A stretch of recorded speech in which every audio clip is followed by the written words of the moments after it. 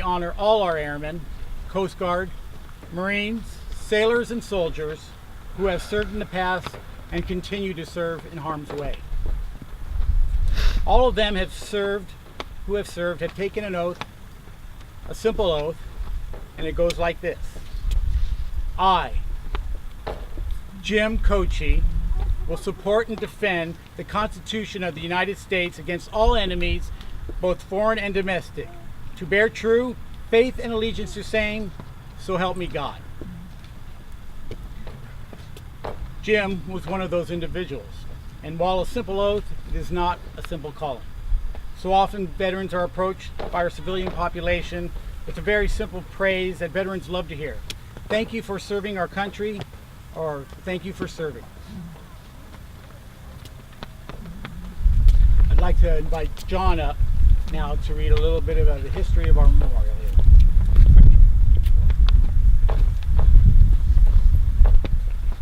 The monument behind you was dedicated in 1954, and it was initially served for veterans who served prior to Korea, and honored those who served in Korea.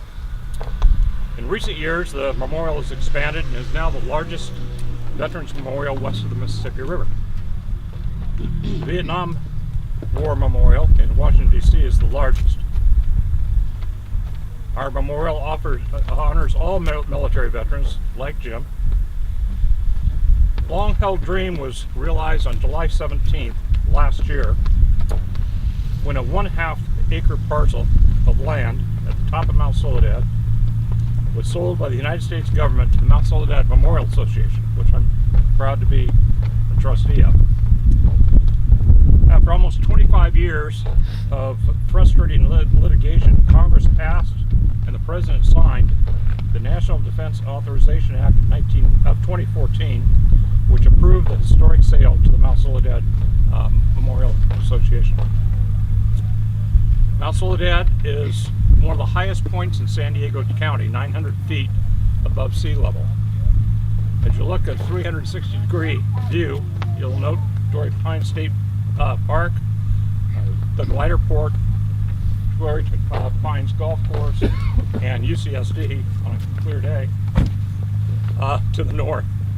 The Pacific Ocean to the west, downtown San Diego, Coronado Islands, and all the way to Mexico to the south, and the Laguna Mountains to the east, and of course MCAS Miramar.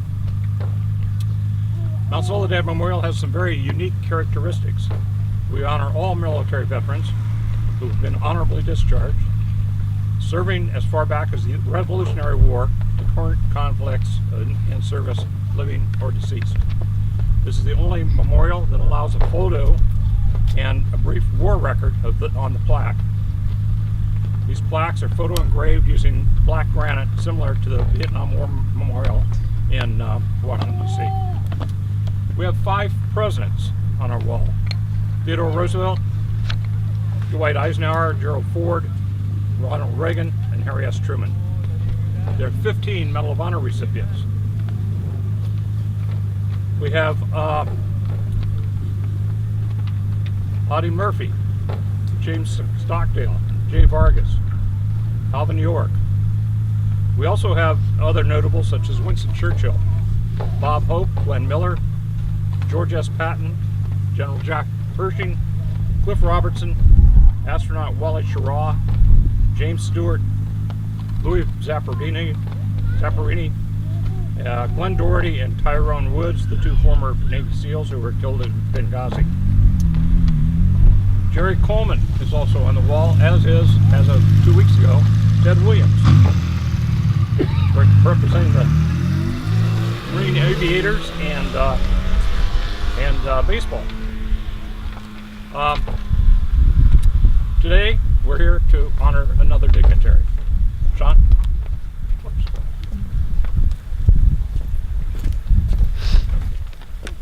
Slip down.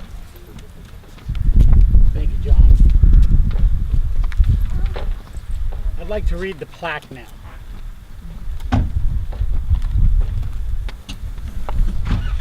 I have a copy of it, if you haven't seen yet.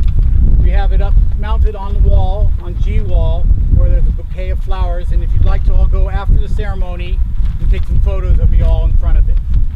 The plaque reads as this: Vaclav H. Koci, Commander, U.S. Navy, Korean era, Vietnam. Has medals on there: Air Medal 2, Navy Commendation 2, and a Naval Aviator's badge. Medals and ribbons: Presidential Unit Citation, Navy Unit Commendation, National Defense Service, Vietnam Service, Vietnam Gallantry Cross, Unit with Palm, Gold Frame, and Vietnam Campaign.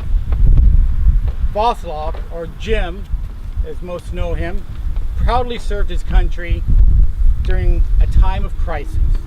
He received numerous awards and citations for his outstanding service. Thank you. Thank you. I'd like to invite anyone who would like to speak. I think I'm beginning with Kathy. All right.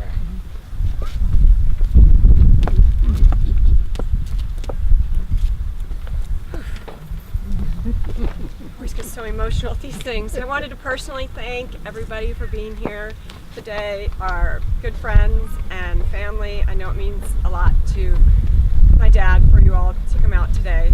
And standing here, I'm in awe not only of my, I don't want to cry, not only of my dad, but of all the veterans here. It truly is inspiring. So I'm going to read my dad's very detailed bio. He was born in in Nelson, Nebraska, September 1st, 1929. Grew up in a farm near Hebron. He graduated from Hebron High School in May 1947 and enlisted in the Navy in November of 1950. He started boot camp at NTC here in San Diego in December of 1950 and finished in February of 1951. He then went to Jacksonville, Florida in March for Airman Prep School Naval Air Station. Was there till May of 1951. Then he went to Olathe, Kansas in June of 1951 for Air Controlman's School, and then duty at Naval Air Station, Atlantic City, New Jersey in September of 1951 through March of 1952. And then for flight training in Pensacola, Florida, and Hutchinson, Kansas, April 1952 to October of 1953. He was commissioned ensign and awarded Navy wings at Hutchinson, Kansas in October of 1953. His VP 28 Patrol Squadron was home ported in Barbers Point, Hawaii in November of 1953 to November of 1956. Then he was at Naval Air Technical Training Unit, Naval Air Station, Olathe, Kansas in December of 1956 to February of 1960. During that time, he met and married Madeline Sedlak in Los Angeles on September 14th, 1957. Then it was back to Kansas, where he was stationed, and that is where their first child, Steve, was born in 1958. His VP 21 Patrol Squadron was home ported in Brunswick, Maine in March of 1960 to May of 1962. While in Maine, his daughter Deborah and son Mark were born. Then it was on to Buckner Bay, Okinawa in June of 1962 with Fleet Air Wing 1 through July 1964, and that's where I was born in September in Okinawa. After that, he went to Naval Air Station Moffett Field in Sunnyvale in August of 1964 through October of 1966. VP 31 was at North Island Air Station in November of 1966 through June of 1967.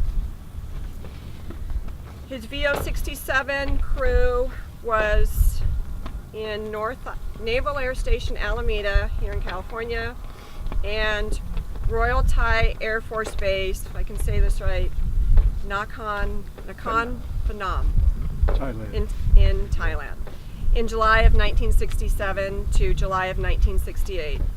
He was awarded the Vietnam Service Medal, 2 Air Medals, 2 Navy Commendations, and the Presidential Unit Citation for this tour of duty, which was awarded not too long ago, just May 14th of 2008.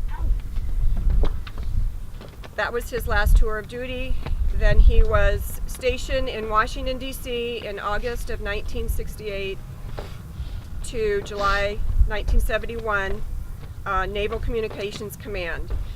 And after that, he retired from the Navy July 1971 while stationed there in Washington, D.C., where we lived in Fairfax, Virginia. His significant Navy promotions were Ensign in Naval Aviator Wings, Lieutenant Junior Grade in 1955, Lieutenant in August of 1957, Lieutenant Commander July 1963, and Commander on September 1st, 1967. After retirement, the family, moved to San Diego, and Dad attended San Diego State University, where he graduated with a degree in accounting in December of 1973. After that, he taught accounting classes from 1974 to 1978. He established Koci Income Tax and Bookkeeping Service in 1976, which he operated until 1998. And he owns and operates residential apartments from 1974 to present. Other quick things: since retirement from the Navy in 1971, Jim and Madeline have resided in the same house, 7066 Bob Hurd Drive in San Diego. In 1980,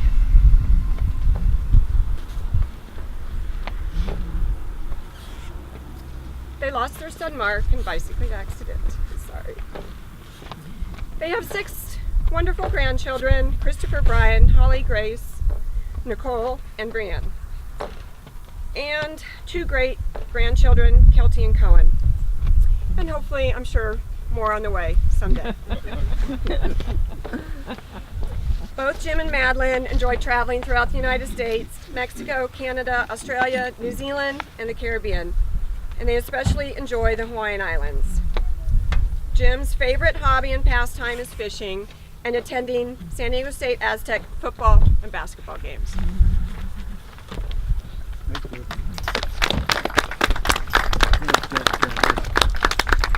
Thank you, Kathy. Is there anyone else that has anything they would like to say? Yeah, there's a finger pointed at you. Yes. Bob. Bob's next. Come on up, Bob.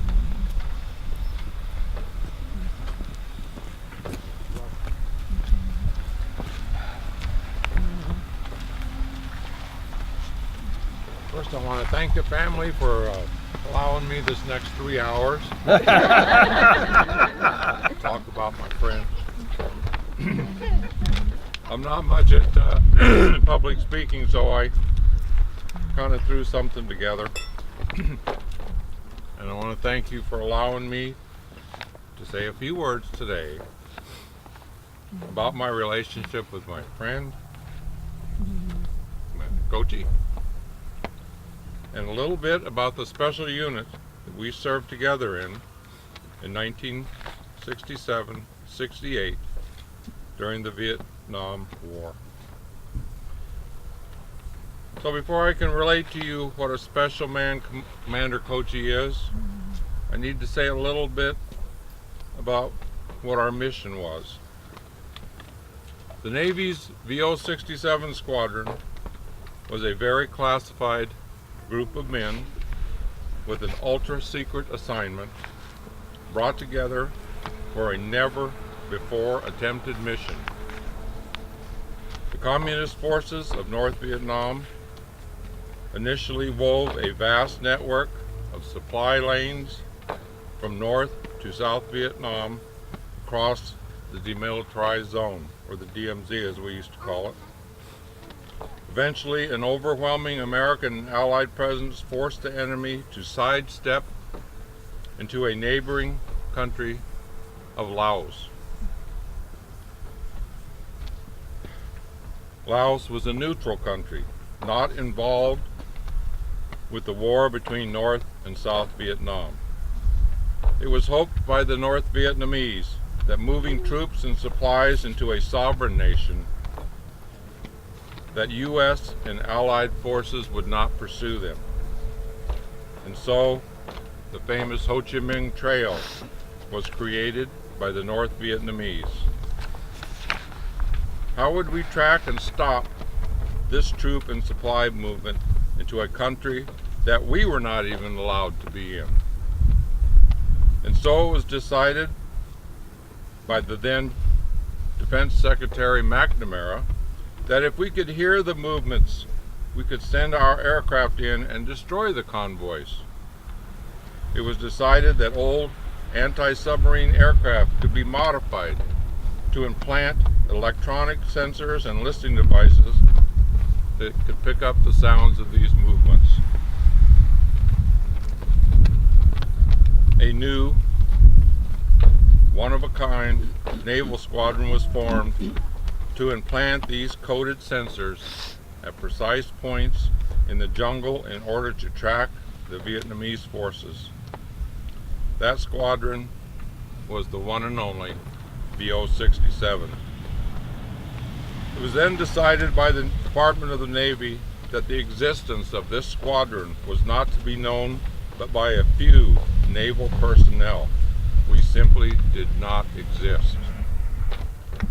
Because the sensors had to be implanted at precise points, only the best pilots and crews were recruited for the low-level missions. And by low level, I mean as low as 100 feet over the jungle canopy.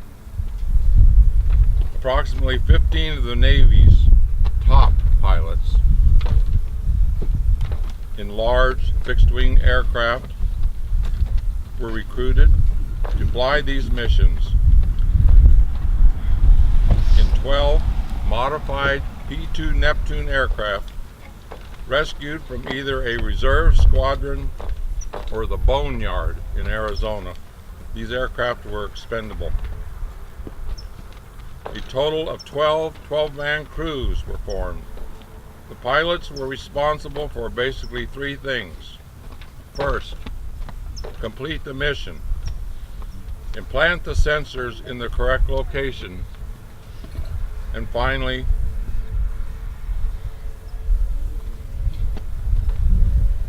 bring the aircraft and crew home safely. Commander Koci did these things on every mission. What a monumental task he was assigned. He's okay with it. Only his hands were on the controls.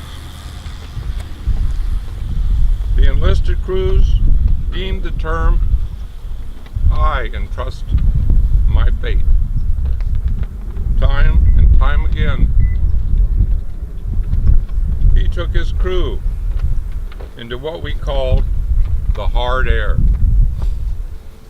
The air above the Ho Chi Minh Trail that was the most heavily defended airspace in the entire Vietnam War. Think about it. He had to make correct decisions under intense gunfire during the blur of war while maneuvering a 74,000-pound aircraft at 340 miles per hour with 9 souls aboard.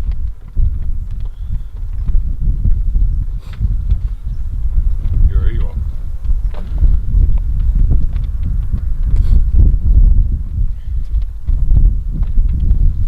He brought them all back every time. But other crews weren't so lucky. We did lose 20 people during that tour. How many American and Allied lives were saved by VO-67 and the crews will never be known. So, back in 1967 and 68, as an enlisted man, I did not hang out with the officers. It just wasn't acceptable. But since our first reunion in 1999, I've gotten to know Commander Koci. And I'll always call him Commander Koci, you know, Jim for me. Got to know him quite well, and I could call him a friend and a close shipmate.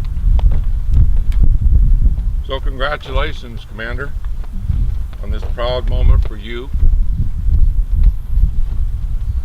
Your family's pride is evident. You, sir, are an American hero.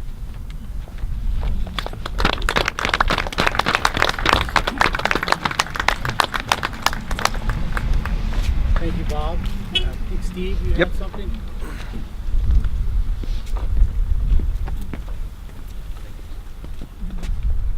I will. All right. I have got to go quickly, I have been told. So I am not going to ad-lib much today. I'm grateful for this opportunity to say a few words about a man that has been one of the most influential in my life. I am extremely proud of the sacrifices he has made in both the defense of our country and for our family. I do want to thank Bob for his thoughts and memories from Dad's life in the military. I didn't join the military, but I had the benefit of receiving that education at home. I'm not going to stray. Integrity, dependability, leadership skills, confidence, and commitment are all necessary, valued military traits, and they were taught in our home.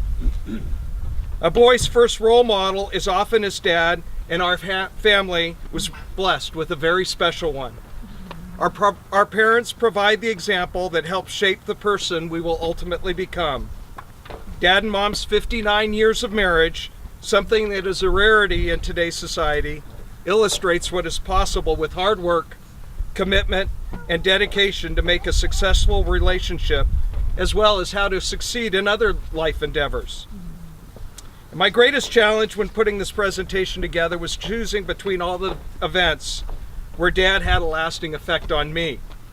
I did trim it down to just a few, although there's 2 pages here, but to just a few to keep within Kathy's very stringent time limit that I was given. We all want our kids to do better than we were, that we had. Dad always had a lesson to teach us in the ways of the world and how to succeed in it. Sometimes it was just a small thing, such as the importance of a firm handshake, or the need to look someone in the eye when you were talking to them. I still have the copy of one of the serious books he gave me, not Dr. Seuss, but it was How to Win Friends and Influence People by Dale Carnegie, and it made a lasting impression on me. He was always encouraging us to, and still does to this day, to strive to improve ourselves and our relationships. He and Mom both have always supported me in whatever, and my brother and sisters, in whatever activity we have chosen to undertake, even to the point of standing out in the heat and the rain, different races, to watch me race Ironman. And I got to tell you, that is absolutely one of the most boring sports to watch, and there they were cheering me on. I often refer to Dad to my friends as an animal, and I mean that as high praise. My athlete buddies especially understand this. He has always demonstrated his work ethic, and he doesn't seem to be slowing down much yet either, so he's often hard to keep up with. His philosophy that nothing worthwhile is ever easy has always been on my mind. His wisdom motivates me, and there was never any thought of me ever quitting on an Ironman race, especially with him out there watching me. The final anecdote I'd like to share with you has made a significant impact on how I try to live my life. It may appear to be a small thing to some, but it illustrates how oftentimes an apparently insignificant action can make a profound difference in someone's life. This event took place on a Boy Scout outing when we still lived in Virginia. I was a young Boy Scout going on a camping trip on a rainy weekend. Dad couldn't make it home in time to leave with us, but he had promised to drive out when he got off work. I remember waiting at the end of the road that led to the campsite in the pouring rain. My friends were sure that he would not show up in that weather, but I knew he would come. His devotion to his family and a belief that a man's word is his bond are a couple of the most important life lessons he has passed on to me. The example he has set, not only as a father but as a husband, has shaped the way I try to live my life and raise my two boys. His many lessons included teaching me the value of hard work and the importance of saving for a rainy day, like today. He taught me that to be successful, whether it was in your marriage, your profession, or friendships, takes attention and hard work. He has always encouraged me and the rest of the family to seize opportunities when they present themselves, even if the timing is not right, and to always work outside our comfort zones. He does not believe in letting opportunities slip by and has passed that philosophy on to us. All of his teachings have contributed to help shape me into the man I have become. My hope is that I can continue his tradition and be equally successful in passing on my experiences to my sons. Thank you, Dad. We are proud of you and we love you. Thank you.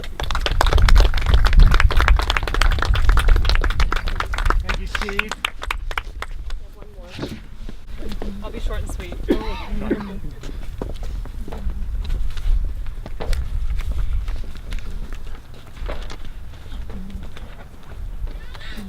For fear of ill portrayal of the life of military service, I decided to speak briefly of what it was like to call Vaclav Henry Koci, or Jim, my grandfather.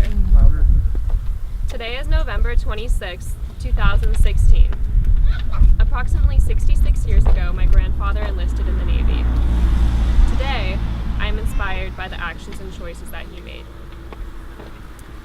59 years ago, my grandfather married my grandmother, Madeline Sedlak. Today, I am privileged to witness the love that they share. Approximately 49 years ago, my grandfather became a member of Observation Squadron 67 in the middle of the Vietnam War. Today, I am proud that he fought for freedom. I am also lucky to have a kick-ass grandpa who embarked on classified missions. 45 years ago, my grandfather retired from the Navy. Today, I am grateful that he is standing among us.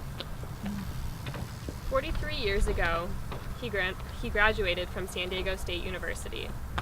Today, I am thankful that his education led the family to settle in beautiful San Diego.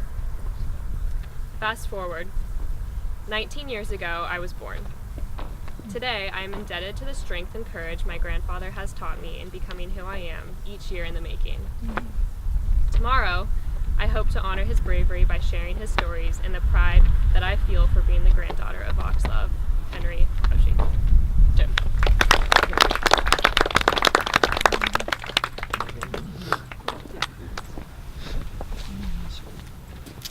I think we have one more person. Would you like to come up here, Jim?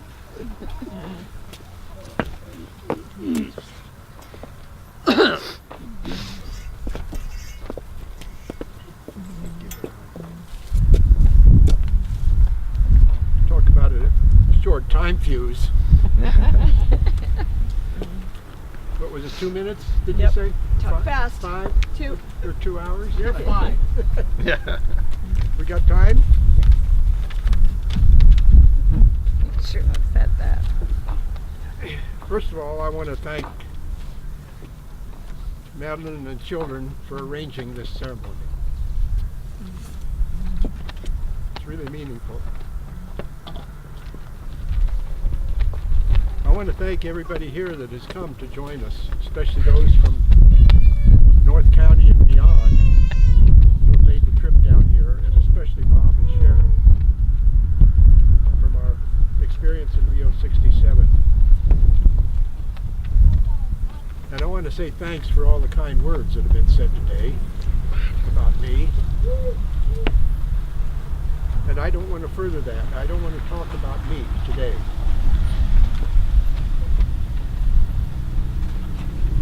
Rather, I want to talk about the sacrifices that families make in order to permit the service that we provide in the military.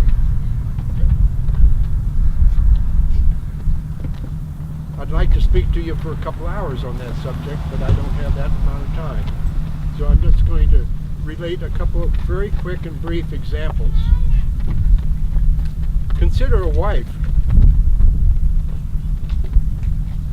who drives herself to the hospital, not once, but twice, to deliver babies. Youngsters that have children recently can relate to that.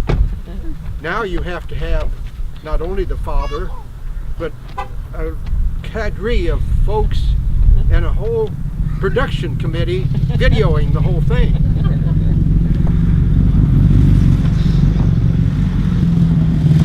During the time that happened, I was goofing off in Sicily for the first one, Debbie, and I was in the bowling alley in Argentia, Newfoundland the second time.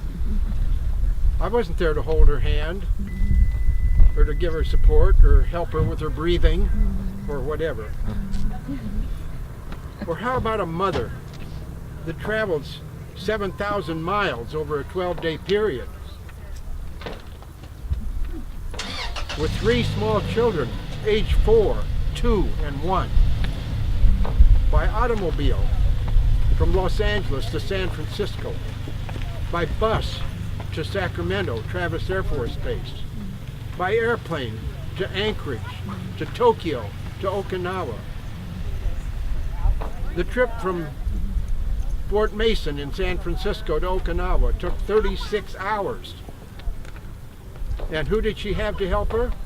Steve, 4 years old, carrying the diaper bag and watching the children while she got food from the cafeteria line. That's what it takes for us to serve in the military.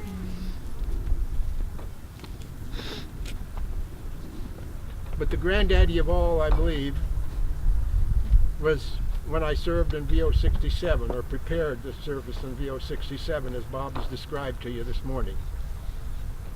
21-month period from October of 66 to July of 1968.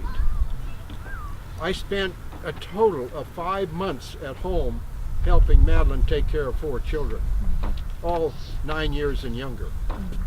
Think of that. Think of that, Chris. When you can't spend a day or 2 away, hardly.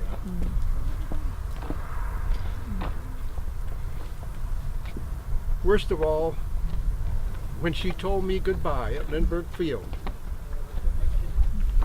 just before I left to go over to Thailand, actually, we were flying out of Thailand, she knew, because she had heard, that we were expecting a 78% attrition rate in our air crews. Imagine what she must have thought that morning when she kissed me goodbye. I've got maybe a 25% chance of ever seeing this man again. And I've got 4 small kids. During that 8 months that I was gone, I knew every minute of every day that I was safe and alive. She did not know that for 1 minute of that 8-month period, except for the 8 days that she spent with me in the Philippines and Bangkok when she was able to come out and visit me.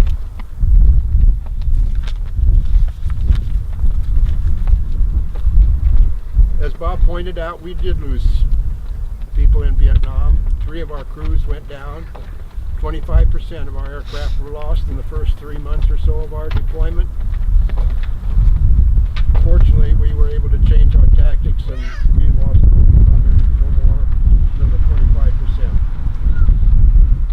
In less than 14 years in the Navy with the wife and children, we bought and sold 5 homes in Kansas, in Maine, in Okinawa, in California, and in Virginia.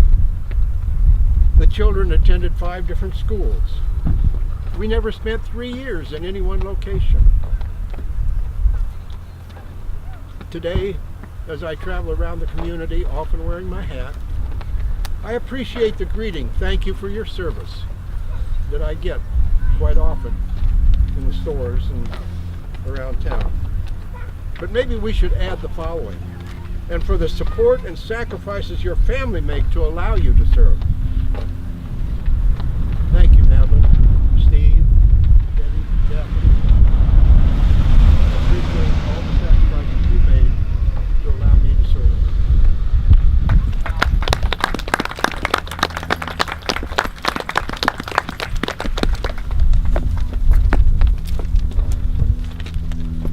That's very nice, Jim.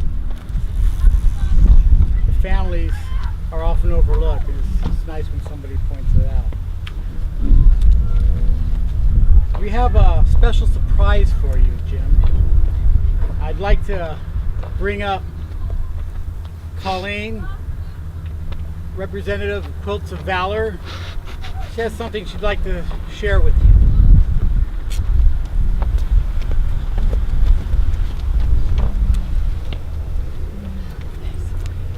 I'll try to make this quick. I know everybody's probably freezing. Hi everybody.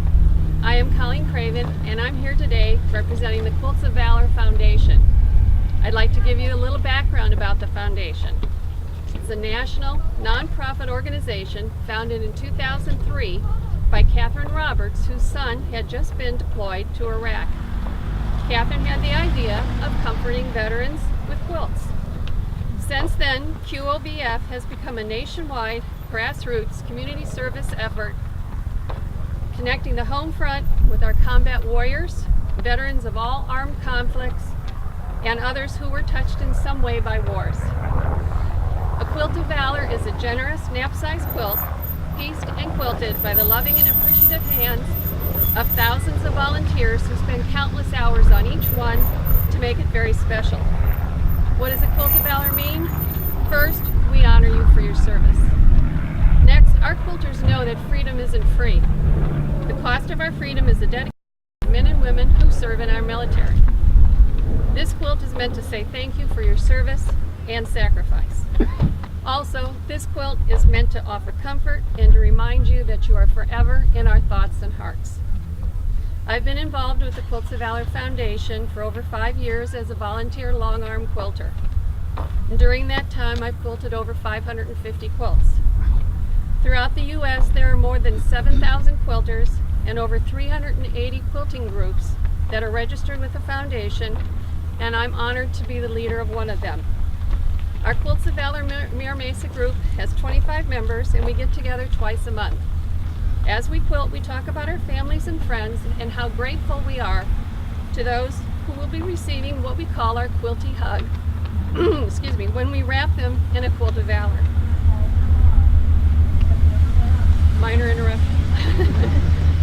We believe that as we sew, love, caring, and gratitude flow from our hearts, through our hands, and into the quilts we make. Now, through this quilt, you become a part of our quilting family. Just how much of an impact has the foundation made? As of today, over 175,000 quilts have been awarded to honor and comfort service members and veterans touched by war, and each one is richly deserved.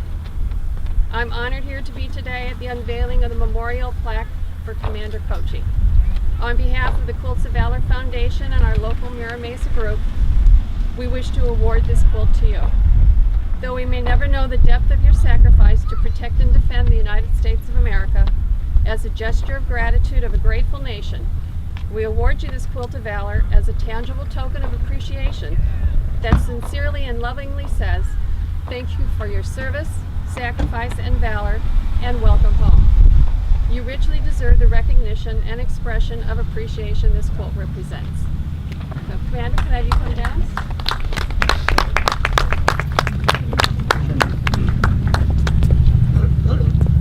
Or somebody?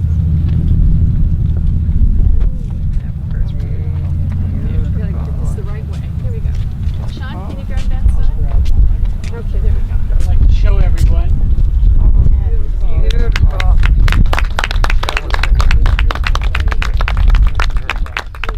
And the back side. Stars.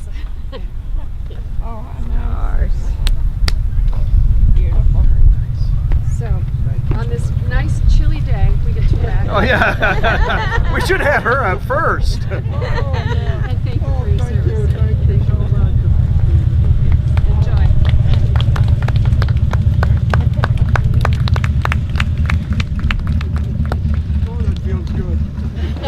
Anybody else need a blanket? That's it, I'm done. Okay. Colleen mentioned the impact that it's had on others, but I just want to say it's had a tremendous impact on our association here. It really does enhance our ceremonies. Thank you so much. You're welcome. Colleen. Thank you. Thank you, Colleen.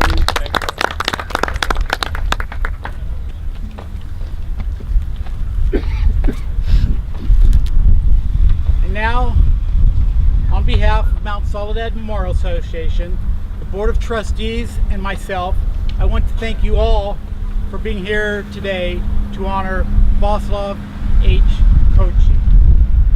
Thank you very much. This concludes our ceremony. Thank you. We have a few things before everyone gets up. Colleen, not to be upstaged by Colleen.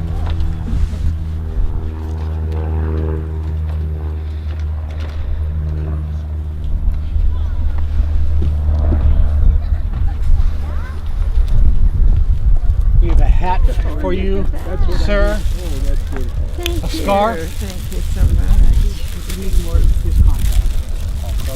And we have a few pins. I'm going to put you in charge of the pins. Just a moment.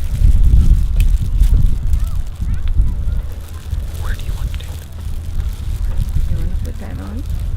You want to put that on?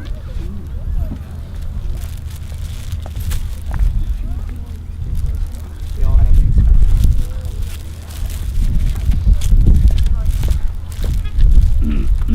Thank you very much.